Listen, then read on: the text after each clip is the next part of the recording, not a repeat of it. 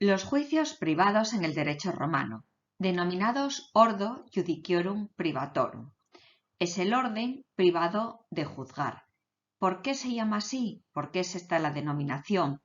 Bueno, pues en el derecho romano, a principios, estamos hablando del 450 a.C., publicación de las 12 tablas, empezábamos a ver cómo podíamos realizar estos juicios, es decir, la defensa de los derechos de los ciudadanos y de las personas del derecho romano antiguo.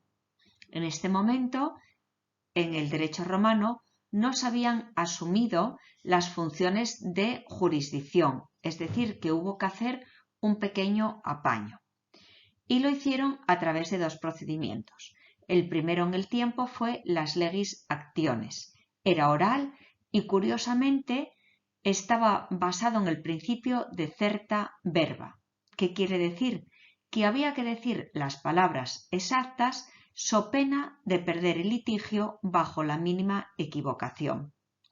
Por ejemplo, para cortar unas vides, en un juicio dijeron cortar las vides en lugar de los árboles. Por lo tanto, dio lugar a invalidez del negocio. Posteriormente, en los años, se pasó al procedimiento per formulam.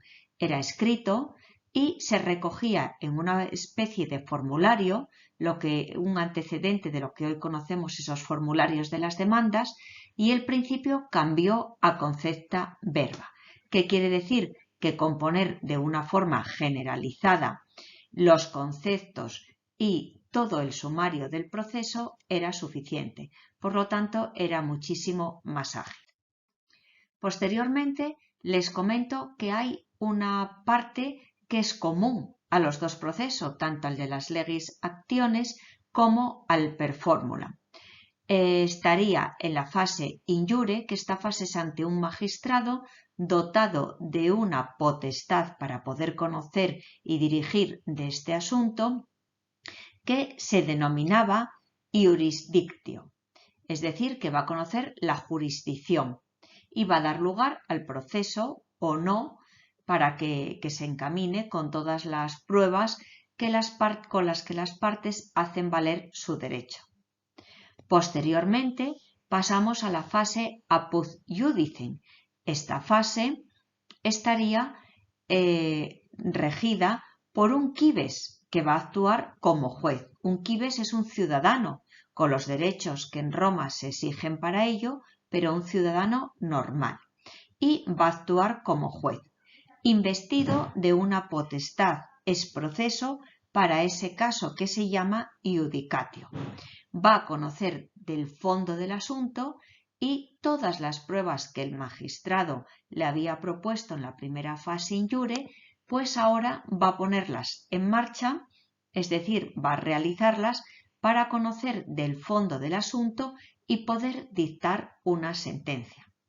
Una sentencia que, curiosamente y previamente, las partes se habían sometido a aceptarlas. Es decir, que podemos ver un acuerdo, un atisbo de lo que podíamos entender por mediación. Hombre, por supuesto, no hay, como es en la mediación, un mediador, una persona ajena al proceso y que actúe como guía en la comunicación, pero sí una postura en la que las partes acercan sus posiciones y van a tomar, a aceptar esa decisión que tome ese quibes que va a actuar como juez.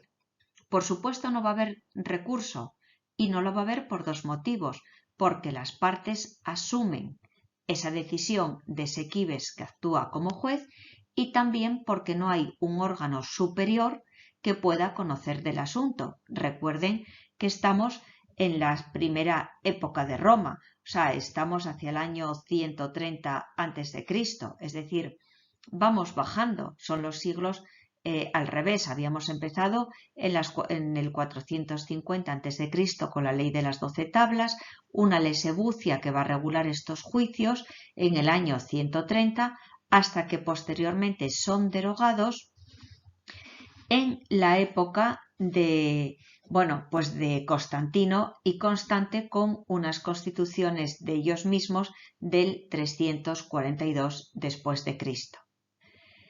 Con todo esto, espero que les haya gustado una pequeña exposición de cómo eran los juicios en Roma en una primera fase en el Ordo Judiciorum Privatorum, para posteriormente conocer la Cognitio Extra Ordinem, que son los juicios más parecidos a los nuestros de hoy en día.